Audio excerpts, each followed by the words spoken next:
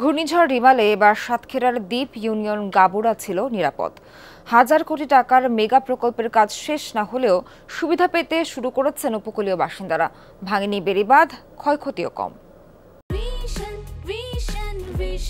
100% copper কন্ডেন্সারে তৈরি vision fridge, তাই গুণে মানে অটুট থাকে বছরের পর বছর। উপকূলের বাঁধে রিমালের ক্ষত না ভাঙলেও পানির তোড়ে ক্ষতিগ্রস্ত সাতক্ষীরার 22 কিলোমিটার বেড়িবাঁধ। দ্বীপ ইউনিয়ন গাবুড়ার জানমাল এ দফায় রক্ষা পেয়েছে ঝড়ের ঝাপটা থেকে।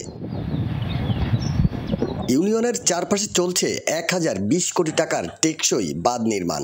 এর সুবিধা পেতে শুরু করেছে গাবুড়াবাসী। ঘেরবেন সব ডুবে যেত, রাস্তায় থাকতে হতো। বাচ্চা কাচ্চা নিয়ে 3-4 বছর রাস্তায় ছিলাম, এবছর তো রাস্তায় উঠতে হয়। এই রাস্তার জন্য ভালো আছে। মেলা ঝড় বন্যা আসে, আমাদের এখানে বারবার প্লাবিত হয়। এই রাস্তাটা হওয়ার কারণে আমরা অনেক ভালো আছি। এখন বাঁধ হওয়ার পরে আমাদের এই বছর কোনো ক্ষয়ক্ষতি হয়নি। টেকসই বাঁধের পর বাসিন্দাদের জীবনমান উন্নয়নে পদক্ষেপ নেয়ার পরামর্শ এই সুদীজনের। বিকল্প পদ্ধতিতে তাদের আয়ের পথটা আরও বাড়ানো, তাদের জীবনযাত্রার মান উন্নয়ন করা যায়, তাহলে তাদের লাইফস্টাইল চেঞ্জ করে তারা টেকসই ঘর বানাতে পারবে। বেড়িবাঁধের পাশাপাশি তার মজবুত ঘর থাকে, তাহলে ঘূর্ণিঝড় জলসা থেকে সে টিকে থাকতে পারে। রিমালের পর উপকূলের ক্ষতিগ্রস্ত বাঁধ ও গাবুড়ার মেগা প্রকল্প পরিদর্শন করেন পানি সম্পদ মন্ত্রণালয়ের সচিব।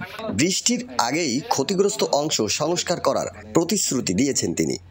অর্থ বরাদ্দ সহ আমাদের যে কাজ দ্রুত করার যে সমস্ত পণ্যাদি আছে বা কম্পোনেন্ট আছে, যে সমস্ত ইনস্ট্রুমেন্ট প্রয়োজন আছে, সেগুলোকে আমরা এখানে যেন দ্রুত হয় সেই বিষয়ে আমরা ব্যবস্থা গ্রহণ করব।